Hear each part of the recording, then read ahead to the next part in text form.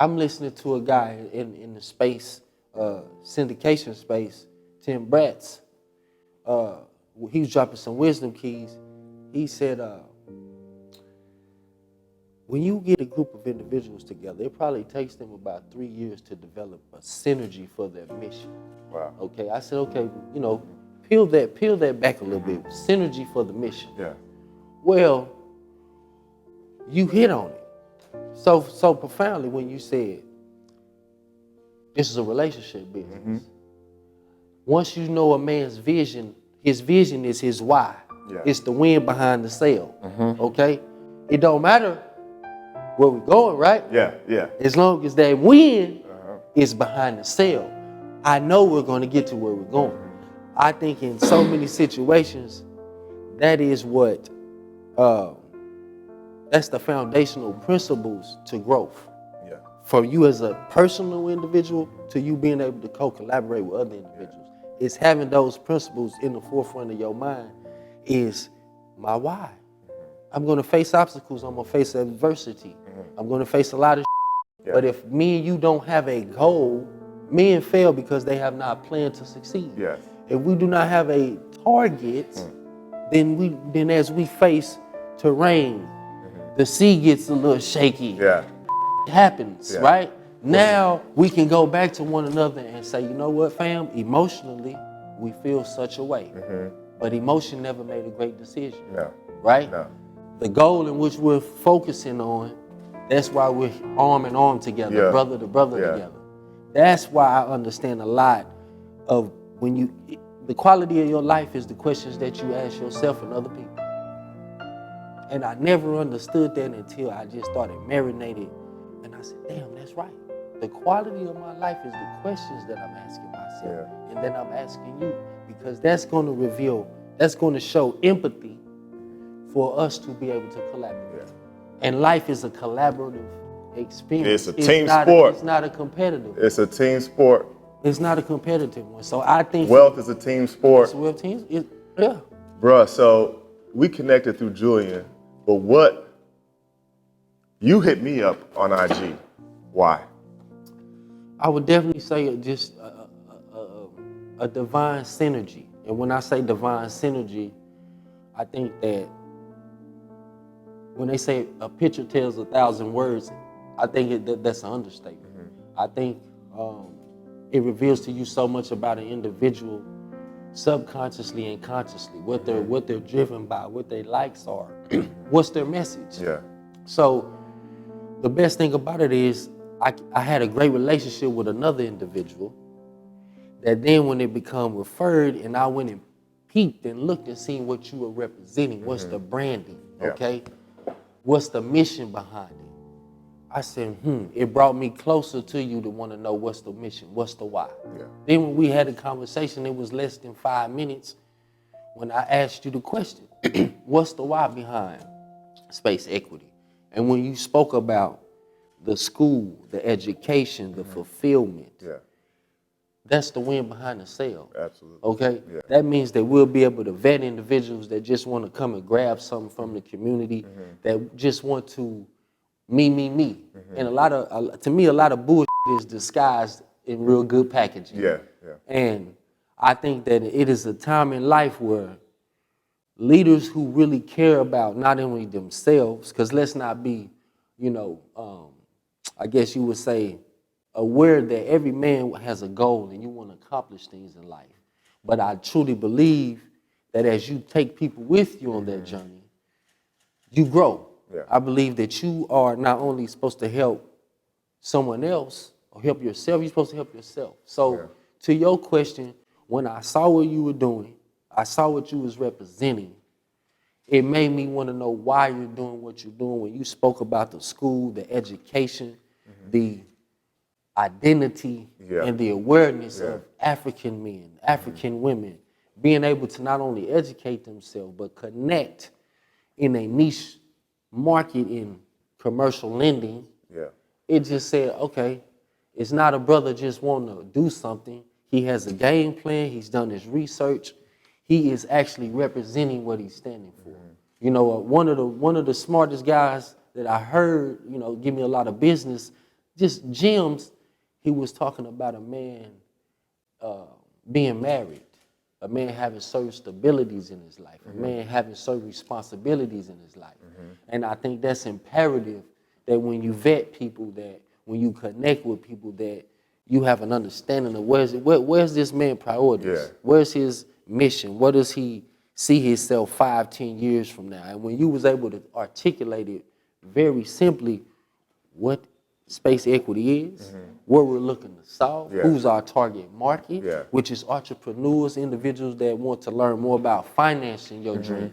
Because you can have a dream, but if you can't reach no finance, I mean, that's like having a cup with no water. There you go. So I think that in itself has us to where we're at right now, to where my skills, my talents, my group of people and wheelhouse, I want to bring that to what you have going on, because I think that it fits the better picture of what we collectively want to see in the marketplace. And not just in the marketplace, education, children. You know, children and animals are some of the things that I've learned the most from.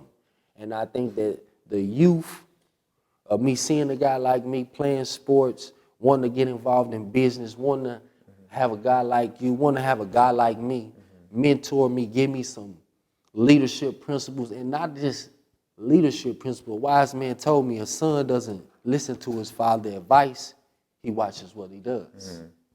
And I think that's what we must do, and take a responsibility to be able to represent that to the utmost. I think a lot of the things that is instilled in me is that I had great parents. I think it's underrated when you look at African household. Is a lot of young men don't have father figures. A lot of young men don't know financial principles. They don't know talking correctly. Keep your pants up on your ass. And the reason why I'm telling you to keep your pants up on your ass, okay? I think a lot of that is imperative, that I instill these things in you in a younger age, that I teach you coding in a younger age, that I teach you meditation, journaling, financial goal setting for yourself, talking to you about a number of topics. But when you spoke about a school, me having a background, when I got out of college, my coach actually gave me an opportunity in GISD, and I worked for not handicapped kids, but spiritually challenged children who had more gifts than I recognized. Taught me more about verbal communication. So when I had that job for a year and a half, I knew I wanted to be a businessman, but the best thing I said was, God, what am I here for? And the Creator began to show me nonverbal communication, the brilliance in these children, what autism represents really. This guy's a savant, right? Yeah. How do I connect with him? So, and most importantly, it put me in a position of giving. Yeah. And that gave me the ability to really go back and say to myself, as I become a millionaire, as I reach financial goals, as I become what I am, what do I see myself giving back to? Absolutely. And that's children, and definitely African children.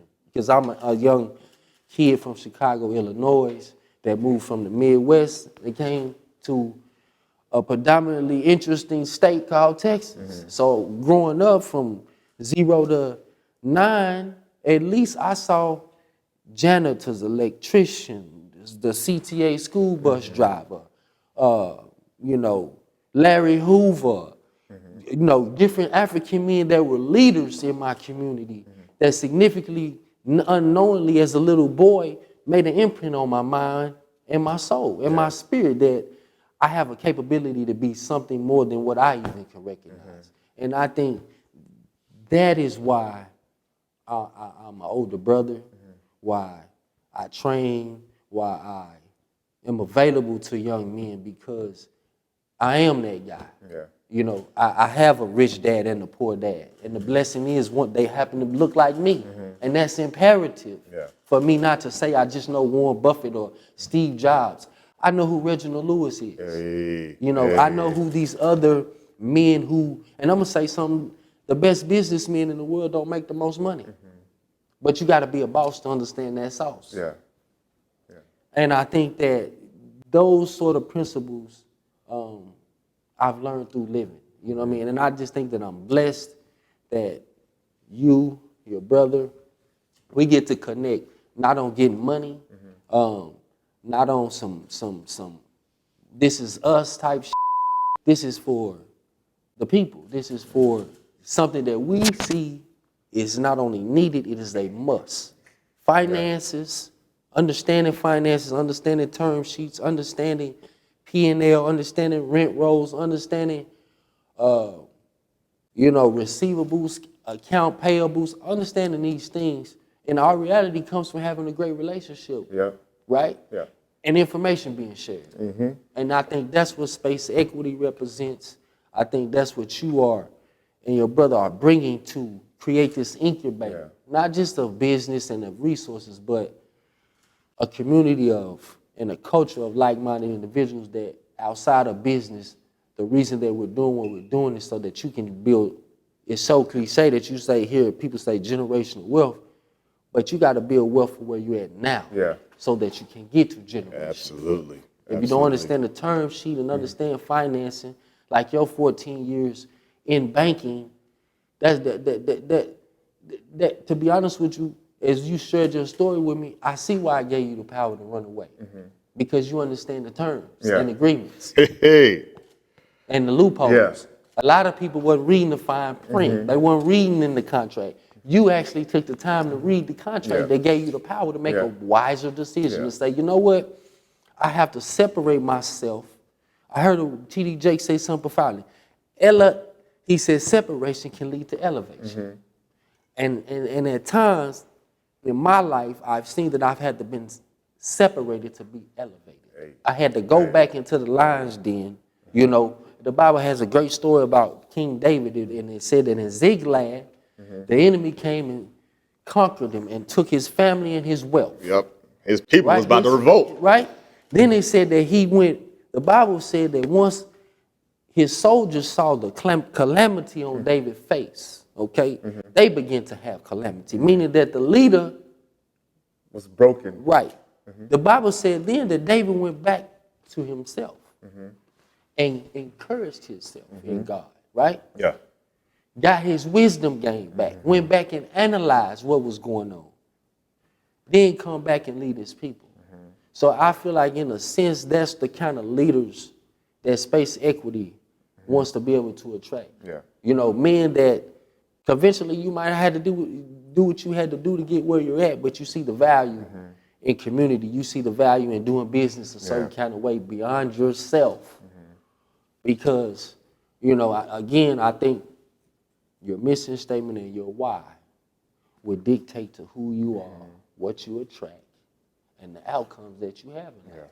You know, and I just feel blessed again that you're not talking about it. You're creating a solution. You know what I mean? And implementing that solution, and not afraid to go out and reach out and give other brothers the opportunity to come along and help you build up what God has blessed, giving you the vision to see. And again, some men see down the street and some men see around the corner. And I think not only did you see around the corner, but you had enough grace and empathy and compassion as a brother, as a older brother, right? To be able to understand that it's camaraderie that men need. It's a lot of men hurting mentally, physically, emotionally, and you might not get a chance to talk about this with a brother if you wasn't in the room with him and talking some business with him, and then you sort of feel, you know, his energy down a little bit. How you doing today, brother? And this is not this is not talked about in our society at all. At all. It's all the glitz and the glamour, the recipe, let's look good, smell good, and all this. But before you did all that, you had to get out of bed and you was looking shitty in the morning. And you had to get yourself to a position of, hey, this is who I am. So I couldn't share this mission inside the bank. I needed to be inside the bank to learn the game, but that I couldn't stay in the bank because I had to play their mission. Part of the challenge I had at the end of my banking career was I had a different mission than they had. So I came in and realized that you don't do banking as a transaction. You do it as a relationship. And that relationship leads to building a community, building a nation, building a global or multinational function. That's all tied to banking, right? Most of that is not designed to support our people. Correct. So I said, bank, here's a niche that you are missing. You told me, and I believe you, that banking is a relationship game, right? So when we're crying about you don't do anything below 35, South Dallas, there's no banking there, because most of the people that have the pen don't desire to have a relationship. We're missing that, right? I said, I can be your bridge. I'll help you build that relationship and you can make a lot of money. Watch, let me show you the template. In fact, in these past 4 years, I've done 85 million. The vast majority are for black and brown folks. And then I realized they don't want that relationship. Not that they didn't want to make money. Relationship is a comfort thing too. We can sit here and vibe. Look, we both got on hoodies. We didn't say we're going to wear hoodies today. That's just the vibe that we had. We cool like that. If we played basketball, if we played sports, we had that connection. We had that relationship. So on that comfort level, we go into those places, want to do everything right, want to check all the boxes, and then we were like, man, I did everything right. They still don't want to do business with me because they ain't comfortable. And folks, and they know that, hey, you said that win behind the sale. They know, anybody in business knows there's going to be some rough times. How are we going to navigate through those rough times? I got to navigate through rough times with people that I'm comfortable with. At Ziglag, they was ready to stone David. You got the family, all my wife, my children are gone. You don't have to pay. And David had to come back to himself and like, let me go back to my people. Let me reach them with, he had to go back, get poured in, and then he was able to touch those people. But if David was another group of people, was not God's chosen people, he wouldn't have been able to make the connection. So we have that connection. That melanin is connecting us, all right? We have to be so creative in the space where it's not, the odds tend to be stacked against us. And now I came and said, look, this is how the game is played, y'all. This is how we get the capital. This is how we scale. And the audience is ready for it because they ain't used to having a banker want to have a relationship with them, want to be comfortable. And then you said that why? The why is not about making money, making billions, which we're going to do as a team. The why is that we got to build up our communities. Are we going to protest every time somebody accidentally shoots a black man or shoots somebody while she's playing video games with her family? Or are we going to say, you can't do that anymore to us because otherwise we'll take this or that from you? The Montgomery bus boycott, it worked because it was a financial hardship. The people riding the bus were paying for the bus, and they stopped riding the bus. Guess what? They integrated the bus. We thought the integration was going to take it there. We realized, no, we got to have our own space. That's why Space and Equity say we're increasing assets and creating new space. For us to demand our needs and our wants, we have to have some level of control. Man, my man is making a stand. He probably will never coach in the NFL again, but he said, I'm tired of this. But you know what would change immediately? If those 70% African brothers said, we're just going to take a sabbatical next year.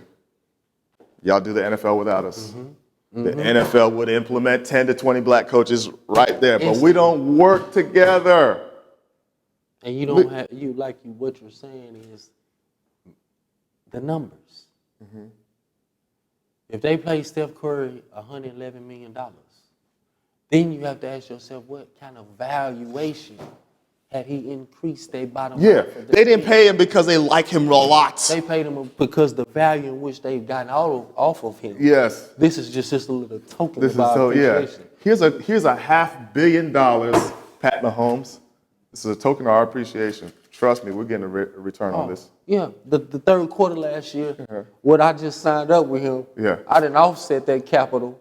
You know, and what we're really talking about is knowledge and understanding. When you have a new knowledge or a new understanding, you can make a better decision. You know, that's what separates a guy who got 50K over here, a guy who got 50K over here.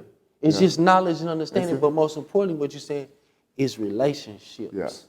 And that's what, to me, space equity tends to get. What would that look like in space equity once we get a group of guys together. They have investments. They have things they concerned about, and now you have, a community of We brothers. can move situations. So like we talked about on one of our podcasts that we don't have infrastructure. So there's no real black-owned community like we had years back when we had Rosewood, when we had Tulsa, Oklahoma. We don't have an infrastructure, so we can't educate our kids. We can't feed our families. We can't take care of the sick or maintain health because we don't have any of those institutions. But we all downtown, look, the white community generally abandoned the cities and went to the suburbs.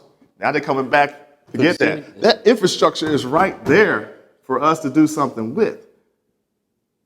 What would it look like if we all band together and we had capacity to make some changes? We could go and, okay, so our populations, 30+% unemployment. This has been happening since we had the shift from automation. We no longer need workers in a factory because the computer can do the job of 30 people. So really, since the 60s, this shift has been happening, all right? And now we have thousands of kids unemployed. So they need community. We've abandoned them. We ain't in the household. We don't have enough fathers in the household, so they create their own community through the gangs. Gangs, that's support. That's giving me support. Significance. That's giving Identity. me significance. Somebody cares about me. But we didn't have no, we could go back. The reason Space and Equity wants to hire 100,000 Africans is that we're saying, hey, look, we're going to help fix our own community. So we can partner with the OGs and say, look, I see why you're trying to establish community, but your model, at the end of the day, most of your folks is dead before they're 30 years old. Most of your folks are in jail. Hey, how about, we ain't disrespecting what you're trying to do. You're building family. How about we help you build family, but we're going to help you through industry. We're going to revitalize these communities. So we don't have to complain about every time somebody doesn't value our life and kills us. We're going to demand that you don't do that because there's going to be consequences. This is what community does. This is what community does. There was a gentleman that he went into, it was actually in the DFW area, went into a synagogue, took the folks hostage. They shut that. The president and Netanyahu were talking about that the same day. Why is one terrorist, which he was, that's what he was operating as at that time, why does a terrorist in DFW get all the way to Israel and to the president of the United States? Because there's power within that community that said this won't happen. There's power in that community, so they said, you cannot come into our house and mess around. There's going to be consequences. We don't have enough power in our community to say you can't come into our house, otherwise there'll be consequences. Our form of protest is we going out the streets and asking for somebody to treat us with humanity. We're saying no, let's demand that humanity. Mm-hmm. The dangerous man in the room is the man with the pen in his hand that can articulate a message, right, that resonates with others. Yeah. What is the powers that be in all the books and all the narratives in the media and all of the hoopla that we've seen in the world? What do? They control the narrative. Yeah. You could be in a prison. You could be in anywhere. All the greatest men to me are writers. Mm-hmm. They ain't making a shit ton of money, but their message is resonating in the hearts of people, which they are reorganizing their beliefs, as Tony Robinson say. Limited beliefs don't allow you to see the possibilities of who you are and what the situation can be. Mm-hmm. And I feel like that, when you connect with that, that's the divine, the divinity of humanity. Because to be honest with you, to get where we have to go, I'm going to have to do business with an Arab man. I'm going to have to do business with a Caucasian man. I'm going to have to do business with a lot of different men. But it's how I am within those situations that define the negotiation. Like Chris Voss say, you don't get what you want in life, you get what you negotiate. I listened to Pac say this one time. He said, boys do what they can, men do what they want to do. Your reality is what you created. Yeah. You know, that's the God. When Jesus said this, greater works shall ye do, that ye are gods made in the image and likeness thereof. Yeah. It speaks of your divinity, creative ability to manifest. Yeah. You a speaking spirit. It's just to be about saying no to the Yeah. so that you can connect with guys like yourself that are saying, you know what, I'm going to take a chance on myself. Yeah. But most importantly, not just myself, you got to go look at your wife and your beautiful children, right? Your daughter. And you got to make a better mission, a better world. You know, one of my best friends, we were just having this conversation as I looked at his daughter. She turned 17, and I didn't know this since this age. It's an honest, absolutely blessing to have a young lady as your child. Yeah. You know, because as a man, it requires a certain level of detail and responsibility that raising a man may not. How you treat a woman, how you represent that, how you take care of a woman. What are they talking about 50-50? Is she a goddess? She pays for nothing. Because what she's giving you the ability to do is operate in your God ship. Yep. So I think, you know, again, I don't want to get emotional, but I'm just blessed. So many emotions that I feel to be able to help you build this. Because brothers need this. You know, you could get up every day in life and you could want something. But if you do not know the actionable actions, right? The relationships, the phone calls, right? The things you got to say no to and be disciplined as a man. To be successful and self-reliant as a man. So therefore, when you go to another high-value man, right? You got value to add. That's what life is about. That's what my dad, my uncles, right? My mentors, rich men in spirit and in truth that have blessed my life, that's what they stand for. You know, they certain shit is non-negotiable with a great man. It's non-negotiable. And I just feel like what you're doing is what it is, bro. It ain't no bull. It's no gimmick schemes.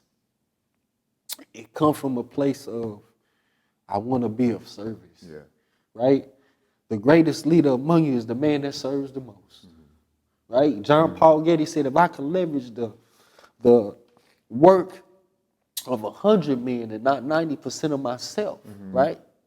I'm successful. Meaning that my life goal is adding value to other people. And I feel like that's what you're doing in this space. I feel like it even make my make sense, boss. Because this is something that in my mind, I wanted to be able to create. Because I knew schooling, teaching, brotherhood, mentorship, mental health, right? All plays a significant role in being a great man, a great individual, a great woman. It all plays a role. You can't have this without this. You take out an ingredient from the recipe, it ain't the recipe if you ever ate some good food. You know that missing. So I feel like this is what space equity is built on. You know, I done cried 3-4 times a day. And that's probably because this is the sort of thing that I want to give back to. I reached out to all color men to be a part of their right? A lot of didn't take my call. You feel me? And it could have been from a numerous reason. My skin color, intimidation, not having enough alpha male in you to respect the alpha male in me, to not be on no little I would like to say. So that's where, you know, I feel today is it's been a great release, a partnership, a journey that I look forward to going with you. Look forward to helping build this thing out because 20 years from now, the next Reginald Lewis, the next Obi, the next Dwayne, you know, it's gonna come out of this. Yeah. You know, even with you finding a guy like him, you know, that's doing all of this behind the camera, it speaks volumes of who he is and how he's been able to conduct this. It just speaks volumes. So I feel tremendously honored, bro, and privileged, you know, not just for myself, but I'm gonna help you grow this, bring this to not only to the marketplace, but to the lives of other young entrepreneurs, women, men that fit this makeup. You know, and next time hopefully I get to answer you all the questions because I feel like you got a lot to say. You had to say what you had to say. You know, we about increasing assets and creating new space, especially space and equity. We're also building people's self-esteem. We know that we just fill the niche. We what Tyler Perry said. He said he supersizes his product to his niche. They're like, why you do this? Why you do that? He's like, I know who my audience is, and I give them what they want. We know who our audience is, and we're gonna give them what they want, and that's gonna attract other well-doers. It doesn't have to be only black men, Right. but the black men are the ones who are in crisis, so that's who we're dealing with. Exactly. All right? What did Jesus say? He said he didn't come for the people that already had it together. He came for the sinners. Well, we're the ones, and y'all tell us all the time that we're in crisis, so we're going to fix the crisis. But as we fix the crisis, we're going to turn the whole thing around. Because amongst all the pain that we've endured, we still survive. We still find a way to get it done. Now we're going to find a way to get it done and scale it into generational wealth, into sustainability, into peace of mind. Like, man, I've only been gone away from corporate America for 2 months. I've seen my mind renewed so much, seen my creativity expand so much because I was just bogged down. It wasn't the place for me. And like we need soldiers for different things, right? Some people are Marines. Some people are special forces. Some people are frontline. Some people are just strategy. But we need all those things to put it together. But right now, I'm in that entrepreneur space. And I need folks like you to help encourage me that are doing something in real estate, tying this thing together, that are like-minded. We read the same books. I just got done reading Reginald Lewis's book. Yeah. I finished Chancellor Williams last week. I'm on, I feel like I'm almost a disciple of Dr. Clyde Anderson. But all these people inspire me. Carter G. Wilson. The reason we have freaking February as Black History Month. We don't even talk about the dude that brought it together. The miseducation of the Negro. Oh, for not. We have to renew our minds, and we're in that space to do that right now. We're here to do the work. We ain't scared of the work. We're gonna keep it going. Nipsey's work is still going because it's inspired people. You can't kill the Nipsey hustle. You can kill him physically, but his inspiration will go on. So what we're gonna do is gonna continue to go on. It's already in my kids. It's gonna be in their kids. We're just gonna keep it out. So I thank you for being on this mission with us, man. I'm late on my therapist. I gotta call my therapist back and apologize, but this is kingdom work we're doing. Yeah. Man, Space and Equity live and uncut. We come and correct, and they can't stop us.